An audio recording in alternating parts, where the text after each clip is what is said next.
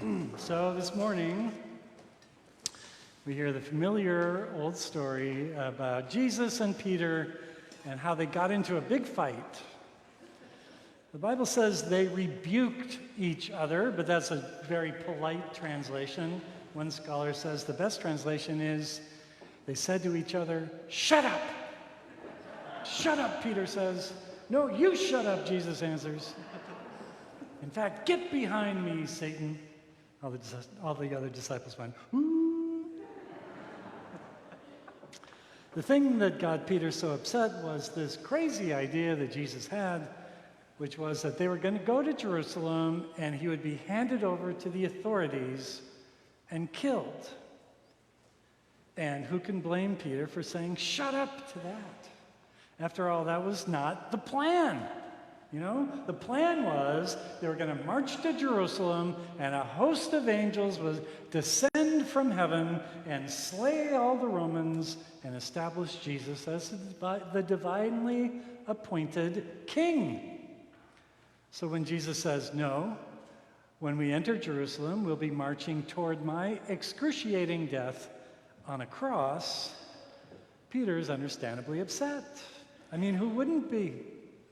None of us would want to hear Jesus talk about getting crucified. None of us would be thinking, "Oh, yeah, right, the cross, that's good. Great idea, Jesus." In fact, death by crucifixion was such an awful way to die that Cicero said there is no fitting word that can possibly describe a deed so horrible. So, shut up, Jesus. In my younger years, I myself was entirely mystified by this whole business with the cross. I was like Peter to Jesus. I just could not figure out why Christians put the cross, of all things, at the center of their religion. I mean, I was a religion major in college. I took this whole question pretty deeply, and I did not find a meaningful answer.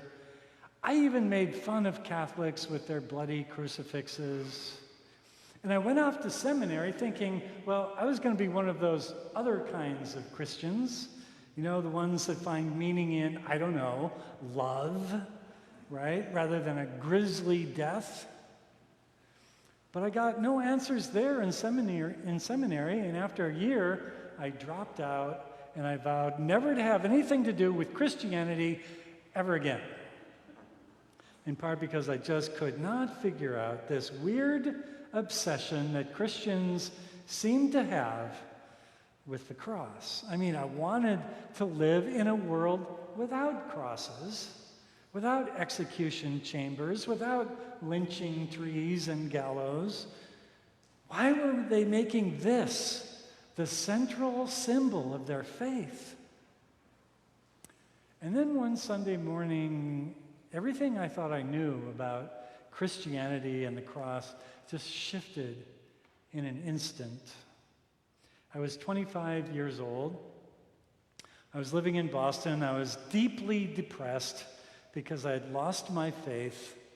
And the only work I could find was as a temp typist, because sadly the only marketable skills that a guy with a bachelor's degree in religion from a weird seminary a weird college out in Portland, and a seminary dropout to boot, that was my only marketable skill, was typing.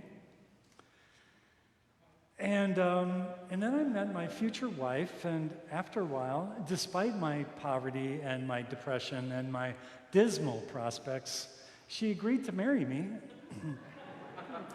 And she said she wanted to get married in the most beautiful church that she had ever been into, which was Trinity Episcopal Church in Copley Square in Boston. And when she said that, my eyes rolled back in the back of my head, and I just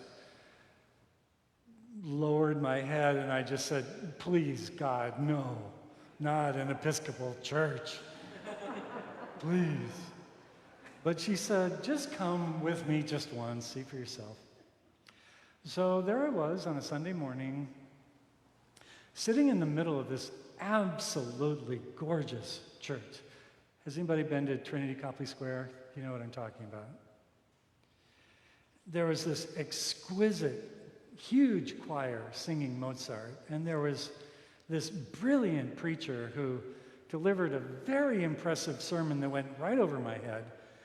And I found myself sitting there staring up at this cross, this beautiful Byzantine cross hanging above the altar. And once again, this question just leapt up in me. What is it about these Christians and this cross? I just don't get it. And then this little voice inside of me spoke up. It said, well, Matthew, these Christians seem to believe that their God is up there, hanging on that cross, dying. And suddenly I was like Peter trying to shut up Jesus. I was looking up at that cross, and all of my depression and my confusion and my sorrow and anxiety and poverty and soul-crushing pain just welled up in me. It was like this vomit of self-pity that just poured out of my soul, and I found myself saying, I'm the one on the cross. I'm the one that's dying here. And I meant it. I felt like I was nailed up there writhing in pain. And this incredibly patient, soft voice inside answered. It said, well, Matthew, okay. But these Christians, and I know this sounds crazy, but they say that it's God up there on the cross. And that kind of stopped me in my tracks, and I just thought, all right, it's God on the cross. And then all of a sudden, there was this golden energy in the middle of my chest, kind of like a golden egg, kind of like the size of an ostrich egg, radiating light. Beneath all the muck and the darkness and the sorrow, all that despair and anxiety and self-pity, I allowed this one crazy thought. No, it's not me on the cross. That's God there. Or is it me? And the very center of my chest, this pure, uncorruptible light. And I thought, oh, right. So as Christians believe in that whole resurrection thing. God can't die. But wait, God is in me. And there it was, this pure presence of life and healing light at my very core. And I realized all of my pain and anxiety and self-pity that I'd felt I was just mucking around on the surface of who I was. Meanwhile, just underneath that surface was this golden light. And that no matter how broke I was, no matter how much despair I felt, no matter how much suffering came my way, I knew then and there that nothing could separate me from that golden, radiant light. Because that light was God. And also me on the most fundamental level. And in that moment, my depression just lifted like a veil, just blew away. And I thought, oh, so that's what these Christians have been talking about all this time. Finally, now I get it. And in that moment, I knew I could go back to seminary and become a priest. Now, 40 years later, approaching the end of my career as a priest, I have become ever more deeply aware, the world is filled with so many crosses. Yesterday, I learned, for example, from a detailed study by Brown University, something about the true death toll extending from that fateful day 20 years ago. First, of course, the nearly 3,000 people lost on 9/11. But then since then, 15,000 U.S. soldiers and contractors working for the Defense Department. In addition, almost 200,000 national and military police who died fighting on our side. And we killed 600,000 Afghanis, Iraqis, Yemenis, Pakistanis, and Syrians, over half of whom were civilians. More than 300,000 civilians.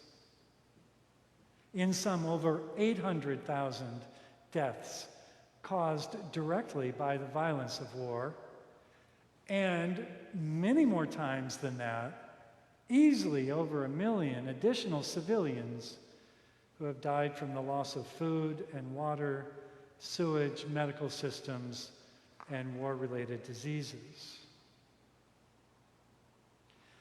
So many crosses. And I don't mention this to score political correction points. I mention this to invite us all to take a moment and simply bear witness to the cross. Because like Peter, our first inclination, my first inclination, is to say, shut up! I don't want to hear about it. And when I do, I want to stop up my ears. I don't want to take it in. And this gets us finally to the question that's been chasing me down the street for the last several months. What do I do with all of these crosses? How do I carry all this pain and suffering in this world? How do I stay open to the world when the world is so filled with pain? Which leads to that first question about Christians. What is it with their fascination with the cross? To which I now answer with another question. Back in the first century, why was it that it was the early Christians who chose to feed the hungry, when everyone else just accepted death by hunger as the natural order of things? Why was it the early Christians who began caring for widows and orphans, while the rest of Roman society let them languish and die as beggars on the street? Why was it the early Christians who refused to serve in the military? Why was it the early Christians who invented things like nurses and hospitals? I'm thinking, and this is just a theory on my part, but I'm thinking that maybe it's because of this thing that Christians have with the cross. Because it has this effect on us. It helps us to see that crosses happen whenever God meets the world. It helps us experience the pain of this world, not just as our pain, but as God's pain. And because it's God's pain, we can bear it. Which means we can bear witness to it. We can see it for what it is and not be overwhelmed by the sorrow of it. We can see the homeless elderly lady picking through the trash, looking for a discarded half a sandwich, and see Christ in her. Just as we feel Christ in us, Christ on the cross. And that experience compels us not to turn away, but rather to look more deeply and to see if maybe we can't find a way for her to get a decent meal. I don't know, it's just a theory, but it's a theory that has kept me going now these past 40 years. Through countless deaths in hospital beds, endless stories of tragedy and sorrow. In the end, in the presence of all the grief and pain of the world, I find myself up there with Mother Mary, and Mary Magdalene on that trash heap called Golgotha, and we are bearing witness. We've not run away because we have found the undying love that overcomes all sorrow, because we have caught a glimpse of that golden light in him and in us. So that wherever we are after that, even standing by a hospital bed, holding your hand and chanting prayers, watching those final breaths and listening to that faltering beat, even then we can bear witness until the moment when you are released from your cross and you rise in glory, and we can sing through the tears, Alleluia.